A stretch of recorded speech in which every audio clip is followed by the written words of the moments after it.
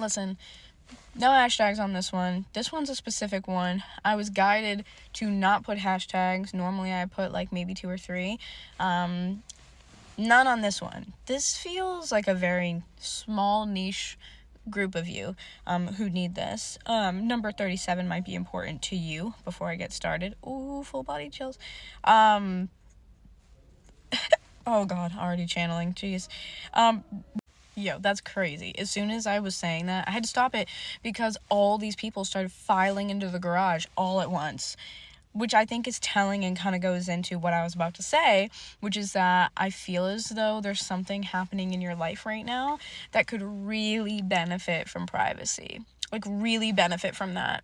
Whatever it is that you are doing, that you have going on, especially if you are working with certain deities or you're doing something specific as to your energy, any sort of energy work, any sort of spiritual work, I'm getting this, oh my God, chills down the right side of my body. Right side being masculine makes me think that you have more so maybe certain gods or more like masculine energies that you're working with. If you work with deities, like whoever your patron or patron deities or deity is, oh my goodness. Wow, like I have full body chills just on the right. I really think that what you're going through right now, your intentions are everything. And this is already a standard and a staple within spiritual work of any kind. So if you guys are already on that journey, you'll probably know what I'm talking about here, but I'm going to state it again anyways. They are showing me the evil eye. So what I feel like is happening is them saying privacy is key right now. You don't have to go out telling everybody what you're doing. Don't tell everyone what you're doing. Don't tell, your neighbor and your sister, your cousin, and your whoever what it is that you're trying to accomplish. Because as soon as that gets said aloud, that energy can be essentially screwed up, hence the evil eye, right? Because it's the intention that someone else is putting towards our goals and dreams. So right now, I'm just getting this message for somebody, or again, the small group of people. I'm telling you, this feels like you need to, hush, hush, throw that key away. Like, as soon as everyone started fighting, like, a lot of times when people come into the garage, I'm like, whatever, it's a garage, it's out in public, like, whatever, there's noise, right? Or, like, a car drives by, like, going to a different floor, and I'm like, okay, yeah, whatever. But as soon as people started filing in, I felt like I had to be like, nope, no. Like, I feel like I had to go hush. So I feel like that's what Spirit's asking you to do. This could be happening on the other side of things, where maybe, like, you walk into a room and people are quiet, but I'm not really getting that. I'm actually getting it the other way around. More like when you're doing something, when you are maybe trying to receive messages, you're, in meditation, whatever it is, there's this sense of this, like, sacred quality to a ritual that you're doing, or like a process that you're working your way through, especially of a spiritual kind, something spiritual in nature, where Spirit is like, no, don't be telling other people. You don't need to tell everybody who you're working with, what you're doing, what you're planning on doing, like what your energy is like you don't have to tell anybody anything. And I honestly think it keeps a lot of, like, what I'm hearing is like the integrity of it, like preserving the integrity of your magic, and preserving the integrity just of your own energy. You don't need to be telling people what you're doing. That's what I'm getting, like, big time, like really, like, big time. I'm also hearing, like,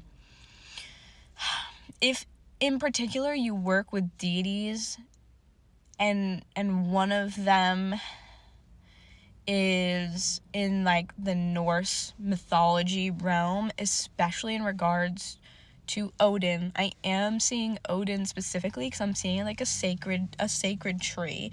It doesn't look like your typical, like, tree of life, like willow tree-esque to me.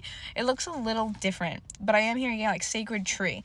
And I believe that Odin does have something to do with sacred knowledge or some sort of tree of life, kind of, sort of, but, like, not the typical one that maybe might come to mind. So there's this kind of thing about, like, sacred knowledge. Like, everyone is on a different path, and everyone has a different frequency. Everyone is in a different place on their journey, different timeline, different dimension, whatever you want to call it, right? Sorry, I'm hearing two different things. Number one, to finish that thought, not everyone has the ability to alchemize what you are bringing to the table. It's almost like they're showing it to me in a way of salt dissolving on the tongue. and I'm not sure why. Maybe salt is being used here as like an element of like cleansing, clearing, protection. It's almost like when those properties become mixed with something that cannot handle them, it doesn't alchemize correctly to give you the right result.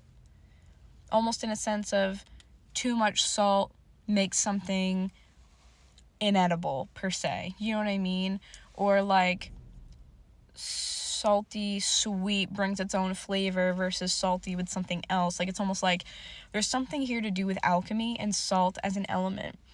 Not everyone can alchemize the salt that you bring to the table salt, if you will. Not everyone has the ability to do that because we're all in different places. We're all at different frequencies, energies, vibrations, etc., so on and so forth. So it's almost like you need to be aware about who sits with you at that table. Because the way that I'm seeing it is that you built that table. And I'm getting it to the point of like, you built that table. I'm also seeing the Venus symbol as well. So I feel like for some reason this could have to do with a specific female or feminine figure in your life or with your feminine energy. I feel like what we're doing is strengthening your feminine qualities. Not in a way of making them masculine, but almost like making them like strong, like the strength with the feminine qualities instead of masculine strength. It's like we are enhancing or like solidifying our feminine strength and what that means. And a part of this is to understand and know who is around you. That seems like the ability to read people, read the room, and read the energy. You have built the table that you're sitting at right now. And I feel like you guys have gone through this kind of like long process. I'm seeing moon phases now. So you've been at this for like many moons, if you will, okay? A lot of moon phases. I'm watching them all pass, and they're showing me like sun, moon, like sun over the horizon, and then the moon. You've worked at this for a really long time, and it may not have been your intention and something that you set out to do, but nonetheless, you have achieved that. You have built the table. Tables to me are symbolizing your foundation, because you must sit at this table every day moving forward. Therefore, it quite literally is the building block to everything else that you will do, because everything else now that gets brought to the table must sit atop the table. Does this make sense? So the table is symbolic here for everything, like the legs to hold up that foundation. Like, truly, you have built this table.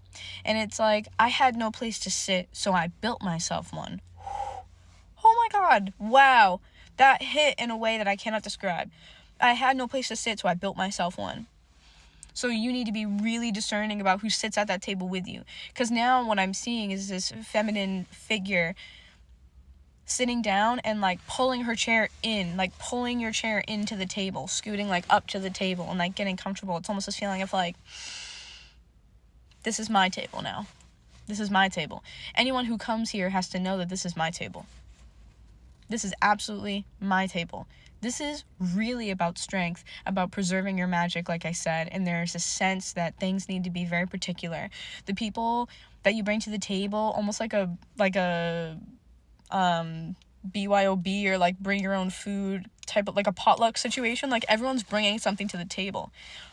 Everything that these people bring to the table, you need to start asking yourself, does that alchemize well with what I have and what I have built and what I am made of? Does this help me preserve the integrity of my magic, or does it sour it instead? I love you so much.